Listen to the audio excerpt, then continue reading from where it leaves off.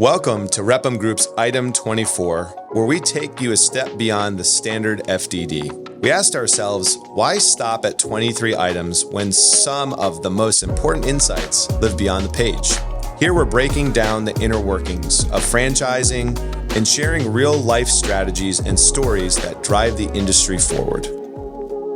Welcome to another episode of Item 24, where I have the privilege and honor to have one of my very good friends on here, Trent Halvorson, who is Vice President of Franchise Relations for FranChoice. We were actually at one of their conferences. They have two conferences a year, and we're here in Cincinnati, Ohio, at this conference with over 90 consultants and over 400 people attending. So Trent, I'm excited to have you on the show, on the road here. Tell me a little bit, the audience, a little bit about your background. Yeah, you bet. So started with FranChoice 12 years ago. And have enjoyed every minute of it, working with great brands, working with folks like yourself, and really on a daily basis, onboarding brands into FranChoice and then maintaining that relationship as we grow. Well, one thing I know for sure is FranChoice is definitely one of our favorite vendors that we work with, and just a really good partnership.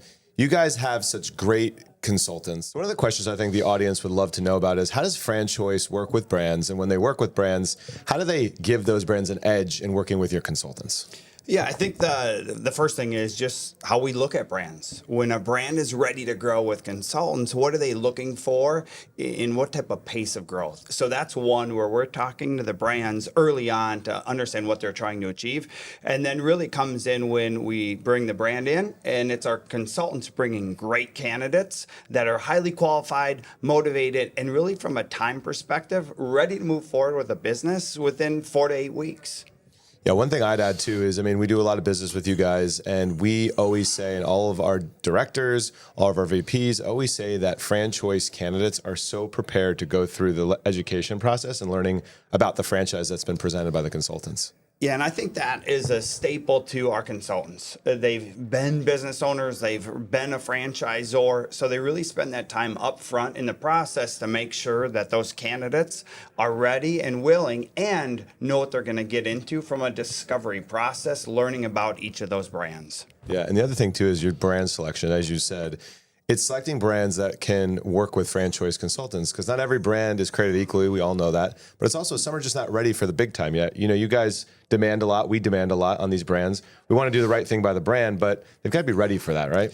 Absolutely. And I think that's where this role comes in, where I can send them out to other individuals that have had successful growth, send them out to Repum Group or others to say, hey, what is it like? What do I need to have ready back at the office? How many franchisees should I have? What should validation look like? And a host of things before we jump into a consultant group for the growth.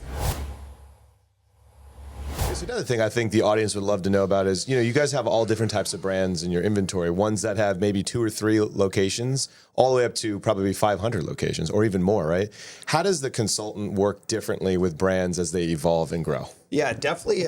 Several franchisors are in different phases of growth, and you see that from emerging brands to very established brands. And I think our consultants have the ability to look at their candidates and understand, hey, are they more of a pioneer? Can they help these brands grow out of the gate, or are they need a little bit more support and a larger system that's going to maybe be 50 franchisees, or look in the room of other franchisees that look like themselves to give them the confidence to jump in?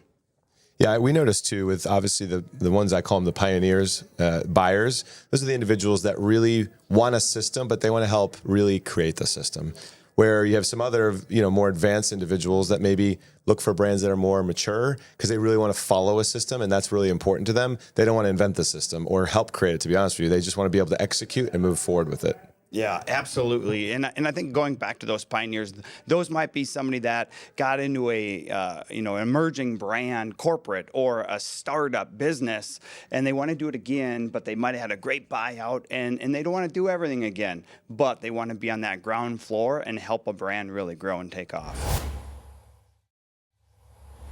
Another question I have for you is, when you look at brands and you're evaluating them when they come into your inventory or don't, what are the do's and don'ts for those brands? Let's say they're accepted and you're saying, okay, join the inventory, be a part of FranChoice. What do you think they need to do out of the gate in order to get traction, or for that matter, what can hurt them and not get them traction? Yeah, I think just coming into FranChoice, a few things we're looking for: great unit economics, strong validation, open territory, and a great sales process. Just, hey, how do you get somebody from A to B?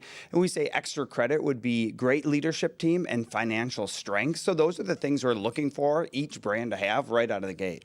So a brand comes out of the gate and signs with you guys. What do you think the percentage of success is from ones that come out of the gate and do really well with you versus the ones that, you think it's going to do well, but still doesn't? Yeah, checking those boxes is one thing, and then you get into game time, and maybe it's the sales process where they've been working organics, and now they're working with consultants, and all of a sudden they have somebody else at the table with the candidate, and they have to understand, and sometimes that doesn't go as planned. Or we launch a brand, maybe it's a validation piece that the business is seasonal, we launch them off season, and we can't get a hold of franchisees. So we typically anticipate one or two little, blips that they're gonna hit, but we are quick to get the feedback and get them back on track.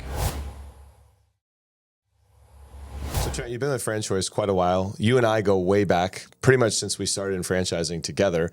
What's the most important thing that you look at for why you joined FranChoice to start with, but also what's important to you when you look at the future with FranChoice? Yeah, it's a great question. I think one is just having our consultants be successful and have fun and enjoy what they do on a daily basis.